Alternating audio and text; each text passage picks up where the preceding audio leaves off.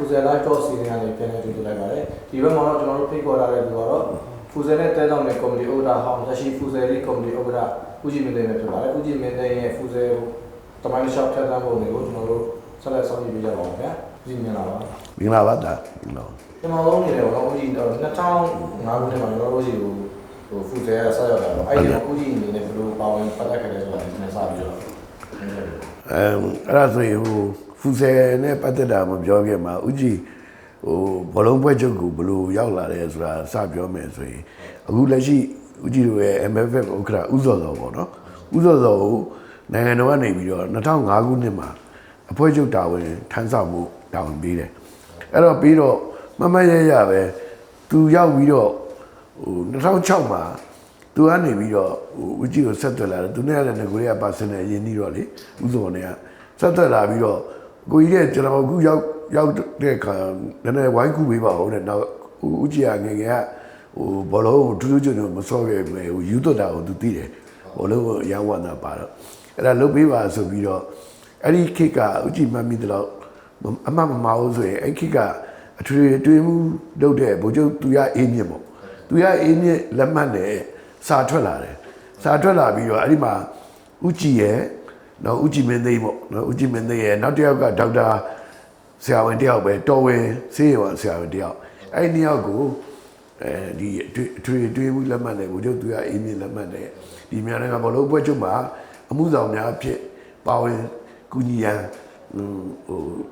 ဒီကူညီပေးပါရန်ဆိုပြီးတော့အဲ့လိုစာထွက်လာတာပေါ့နော်ဒါပေမဲ့အဲ့ဒီဆရာဝန်ကကြတော့သူ့ရဲ့ကိုကြီးကိုလာကြောင်းလာပါလားဦးကြည်နဲ့လည်းမသိပါဘူးစာထဲမှာဒါနာမည်နှစ်ယောက်ဖြစ်တယ်လို့အဲ့တော့ तू ကတော့မလို့ဖြစ်ပဲနဲ့ဦးကြီးကဒီ2006ကနေပြီးတော့ဘောလုံးပွဲချုပ်ထဲမှာeasy တဘောမျိုးဖြစ်တာပေါ့နော်ဖြစ်ပြီးတော့အဲ့ချိန်မှာတည်တဲ့အတိုင်းပဲဒုဥက္ကဋ္ဌကလည်းဘောလုံးကိုရန်ယူသွတ်တာလေဦးစောကအဲ့ချိန်မှာFuzelဆိုတဲ့ကစားနည်းစပေါ်တော့ तू ကတိုက်မြင်တယ်ဦးကြီးကိုတိုက်မြင်ပြီးတော့အခုလည်းစမ်းကြည့်ရင်ကောင်းမလားဆိုကောင်းတာဘောလို့ဘာလို့လဲဆိုတော့အမှန်တိုင်းပြောရင်အဲ့ဒီချိန်တော့ဦးကြည်တို့ရောနောက်ကစားသမားတွေရောဗမာပြည်မှာFuzelဆိုတေချာမသိသေးဘူးဒါပေမဲ့အချမ်းချင်းပြောမယ်ဆိုရင်တော့ तू ကအချမ်းချင်းလေးလာလိုက်တဲ့အခါမှာ तू က W ဘောနဲ့သွားတူတယ်ဂိုးချင်းပေါ့ဟောငါတို့ဗမာလူမျိုးတွေဟလာလမ်းမဗမာတို့ဘာတို့ဒီလိုပဲနေရာတိုင်းမှာဂိုးချင်းစော့နေတာပဲဒါစမ်းကြည့်ဦးမှာဆိုပြီးတော့အဲ့ဒီမှာ2006ပေါ့နော်ဒါပထမဆုံးချိန်ဒီ AFF ဆို ASEAN Football Federation တွေလုပ်တဲ့ပြိုင်ပွဲထိုင်းနိုင်ငံမှာလုပ်တယ်အဲ့တော့အဲ့ဒီကနီးပြအဖြစ်ဦးအေးမောင်လေးနဲ့ဦးဖေခင်တောင်းယူတယ်နော်ဦးကြည်ကတော့အဖွဲ့ကောင်းဆောင်ပေါ့နော်အဲ့တော့Fuzelကစားသမားတွေမရှိတော့ဘယ်လိုလုပ်ရလဲဆိုတိုင်ပင်ပြီးတော့ဥက္ကဋ္ဌကိုလည်းတရင်ပို့ပြီးတော့မျိုးလိုက်ဝင်းတို့နော်နောက်ထွန်းထွန်းတဲ့တို့နောက်တက်နိုင်ထွန်းသိန်းတို့အဲ့ဒီနောက်ကြော်တွန်းတို့ဘာလို့အခုရန်ကုန်ယူလိုက်တော့မှနီးပြလုံးတယ်ကြော်တွန်းတို့ဘာအဲ့လိုကစားအားရှိတဲ့လူတွေနဲ့စုသွားတယ်စုသွားတော့ကန်းကောင်းချင်တော့အဲ့ချိန်ကထိုင်းတယောက်လောက်ပဲထိုင်းနိုင်ငံတစ်ခုလောက်ကပဲFuzelကိုနည်းနည်းsystematically ကစားနိုင်တယ်ကျန်တဲ့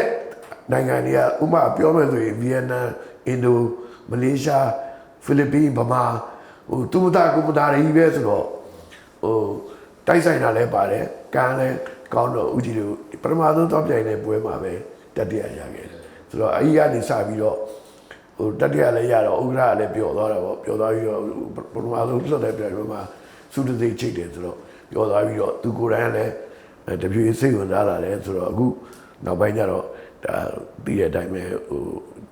ဦးကြည်တို့တိုင်းပြည်မှာFuzelကတော်တော်လေးကိုဖွင့်မျိုးလာပြီပေါ့နော် advance ဖြစ်လာပြီကစားတဲ့ကလေးတွေလည်းများလာပြီပေါ့နော်ဒါFuzel history လေးအကြမ်းမြင်ပေါ့နော်ခုအဲ့မတိုင်မှာ1998ခုနှစ်မှာကျွန်တော်ကြားတော့ပေါ့နော်ပြီးတော့ရန်ကုန်တိုင်းအားလုံးဒီဌာနကနေပြီးတော့ဒေတာပွဲမှာFuzelဆိုပြီးတော့တင်သွင်းခဲ့တယ်ဒါပေမဲ့အဲ့တုန်းကကျွန်တော်တို့ဒီလိုအင်ဒိုမဟုတ်ခဲ့ဘူးဟုတ်တယ်မဟုတ်ခဲ့ပဲလို့မကင်းမြင်မှာဟုတ်တယ်အဲ့ဟာနဲ့ပတ်သက်ပြီးတော့အခုဒီအတွေ့အကြုံတွေများရှိတာအဲ့ဒီတုန်းကတော့ဒီရန်ကုန်မှာFuzelကွင်းတွေပါလည်းမရှိသေးဘူးပေါ့နော်Fuzelကလည်းအစပဲရှိသေးတော့သူတို့အဲ့ဒီဘောလုံးဝင်းကြီးကိုစီးတွေနဲ့Fuzelရဲ့ dimension ကိုစီးတားပြီးတော့ပဲ အဲ့ဆော့ကြတာပေါ့မြက်ခင်းပြင်မှာဆော့ကြတယ်ဒါပေမဲ့အဲ့ချိန်တော့ဦးကြီးတေချာသတိမထားနိုင်မိဘူးဒါပေမဲ့နောက်2နှစ်လောက်ကြာတော့YCDC ကမျိုးတော်ဝင်ဖလားဆိုပြီးတော့ဖူဆယ်ပြဲလုပ်တယ်အဲ့ဒီမှာလည်း300ကျော်လောက်ဝင်ပြိုင်တယ်ဒါပေမဲ့အဲ့ဒီပွဲကိုတော့ဦးကြီးတို့ဘောလုံးပွဲချုပ်ကိုလည်းကူညီတောင်းတဲ့ခါကျတော့အဲ့ဒီသွားအားပေးဖြစ်တာပေါ့နော်အားပေးတာပါပဲအားပေးတော့အဲ့ချိန်လောက်တုန်းကတော့ကလေးတွေကခုနဦးကြီးပြောသလိုပေါ့အစာပိုင်းဖြစ်နေတဲ့အခါကျတော့ဘောလုံးကန်ကျင်တာပဲသိတယ်ဖူဆယ်ရဲ့ဒီစနစ်ပါလေလေဒီချာမသိဘူးနော် rules and regulation ပေါ့သူရဲ့ဘလိုဟာမျိုးအဖောင်ဘလိုဟာမျိုးဆိုတာတစ်ပတ်ကိုကိုသမား1ယောက်နဲ့ကစားသမား4ယောက်5ယောက်ကန်ကြတဲ့သဘောလောက်ပဲရှိတော့ဖူဆယ်နဲ့ပတ်သက်တော့တိတ်စနစ်မကြသေးဘူးပေါ့စစ်စံမကြသေးဘူးအဲ့ချိန်တော့ပြောပေါ့နော်ဦးဒီကျွန်တော်တို့2006မှာသွားပြန်တယ်တရရလာပြီးတော့ဒါပေမဲ့အဲ့နောက်ပိုင်းမှာကျွန်တော်တို့သွားပြန်တယ်အိုးစူးစင်းရတယ်ပြန်ခဲ့ရတယ်အိုးစူးစင်းရတယ်ပြန်ခဲ့ရတယ်နောက်ပြီးတော့2013စီးကြီးမှာကျွန်တော်တို့စီးကြီးမှာလူသားတင်းကစီးခဲ့ရတယ်ပေါ့ဟုတ်တယ်ပြီးတော့2015အထိကိုကျွန်တော်တို့ပြန်တဲ့အားလုံးမှာအိုးစူးအစင်းရတယ်ကြော်လက်လာကိုပြန်ခဲ့ရတယ်အဲ့ဒီပုံဦးစီလည်းအကျိုးပြီးတော့ဘာတွေလိုအပ်ချက်ရှိတယ်ပြန်ခဲ့တယ်ကျွန်တော်တို့ဘာတွေပါလဲပထမတော့တကယ်ဖူဆယ်ကစားသမားချင်းတွေမှာဦးကြည်တို့ရဲ့ကစားသမားတွေကပွင့်လင်းပြောရရင်အဲ့ဒီချိန်တော့ဒီ AFF ကိုနှစ်တိုင်းဥက္ကဋ္ဌလည်းလွတ်တယ်လို့တော့ပြိုင်ပါတယ်ပြိုင်တဲ့ပွဲပြိုင်ပွဲတော်တော်များများမှာလည်းဦးကြည်ကအုပ်ချုပ်သူနေနဲ့တောင်းယူရတဲ့အခါကျတော့သတိထားမိတာကိုယ်စီကကလေးတွေကဖူဆယ်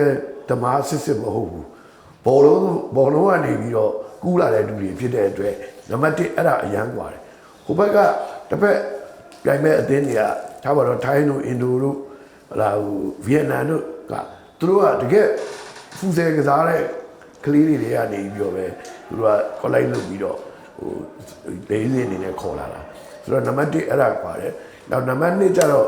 ပြောတာဒီဖူဆယ်ကကွင်းချင်းပဲလို့ထင်ပေမဲ့ဒါလို့လည်းသိမှာပါကျွန်တော်ကစားနေတဲ့လူတွေလည်းသူကဘောလုံးကြီးရဲ့ပူမောတယ်သူကup and down တက်လိုက်ဆင်းလိုက်လုပ်နေတာသူကမိနစ်20တပိုင်းကိုမိနစ်20ပဲနှစ်ပိုင်းဆော့ရတယ်မိနစ်40ပဲဆော့ရတယ်ဆိုပေမဲ့တခါလေကြာလို့ရှိရင်သူ့ရဲ့တမချက်ကသူကဘောလုံး outside နေပါလေဆိုရင်သူကတိုင်မာကိုရက်ထားတာဆိုတော့တခါလေကြာလို့ရှိရင်မိနစ်40ကတနာကြီးကြော်တာတွေပဲတော့ထိတောင်ဖြစ်သွားတာတွေရှိတော့အရန်ပေါ်တဲ့အခါကျတော့ကိုစီက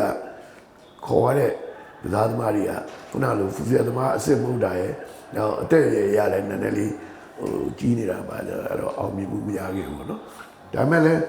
မမရဒီမှာဥကြည့်မှတ်ထားတာဆိုရင်နော်အဲ့2006ခုနှစ်မှာဒါပထမဆုံးမြန်မာအတင်းဒီပြပဖူဆယ် tournament သွားပြိုင်တယ်မှာတတိယရတယ်ပေါ့နော်အဲ့တော့ဦးအေးမောင်လေးနဲ့ဥပေကင်းတာဝန်ယူတယ်နောက်2017မှာအင်ဒိုနီးရှားစီးဂိမ်းမှာတတိယရတယ်အဲ့ဒါကိုဆရာထေးပေါ့ဦးထေးမြတ်ဒီပြကြုံဖြစ်တာဆိုရတယ်နောက်တစ်ခါ2016မှာ AFF ပြိုင်ပွဲမှာဦးထေးမြင့်ပဲဒီပြကြုံ AFF ပြိုင်ပွဲဒုတိယရခဲ့တယ်နောက်တစ်ခါ2019မှာ AFF ပြိုင်ပွဲမှာဦးထေးမြင့်ပဲဒီပြကြုံနေတယ်အဲ့2019မှာတတိယဆုလည်းရတယ်ပထမဆုံးချိန် AFC qualify ဖြစ်တယ် AFC ဆိုတာအာရှ football ပြိုင်ပွဲကိုဝင်ပြိုင်ခွင့်ရတယ်သူတို့အဲ့ဒီမှာ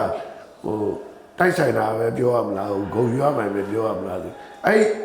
စုလေးစုရဘူးလေတတိယ3လနဲ့ဒုတိယတစ်ခါဒါမြမလေးစီအမျိုးသားအသင်းပေါ့နော်အမျိုးသားဖူဆယ်လေးစီအသင်းကစုလေးစုရဘူးလေအဲ့ရဘူးတဲ့စုလေးစုစလုံးကဗမာနီးပြနေတယ်ပဲရခဲ့တာဆိုတော့ဒါလည်းဂုံယူစရာလေးတစ်ခုပေါ့နော်ဒီအဲ့2016ခုနှစ်ပေါ့နော်2016ခုနှစ်မှာကျွန်တော်အာဆီယံမှာဒုတိယဆုရတယ်သူတို့ရဲ့လည်းပြီးလို့2019တတိယတစ်ခါရတယ်အဲ့တတိယရပါလို့ကျွန်တော် AFC ချီလို့အဲ့တော့အသင်းနဲ့ဝိရှိလာတာတွဲလာတယ်ကဲဝိရှိလူတယောက်နေတယ်ပေါ့နော်ဒီချီလို့အောင်နေတယ်ဦးကြီးရဲ့ဘယ်လိုအသိပေးလဲချီလို့အောင်နေသူတော့အောင်တဲ့အခါမှာတော့အရန်ပြောတာပေါ့နော်အရန်ပြောတာဒါပထမဆုံးချိန်ဒီလေးစင်ဖူဆယ်အသင်းနဲ့ချီလို့အောင်နေပေါ့နော်ဒါပေမဲ့တကယ်ကြတော့ပြောမယ်ဆိုရင်ခုနလိုပေါ့ကိုအတင်းနေပြောတာတော့မဟုတ်ဘူးAFC level ကြတော့ဥကြည်လို့လည်းအရန်ကွာသွားတယ်အရန်ကွာသွားတယ်ဆိုတော့သူတို့ကဘက်ကဒါမှတော့အဲ့ချေချ China တို့တောင်ကိုရီးယားတို့နော်အဲ့လိုတကယ်ဖူးဆဲ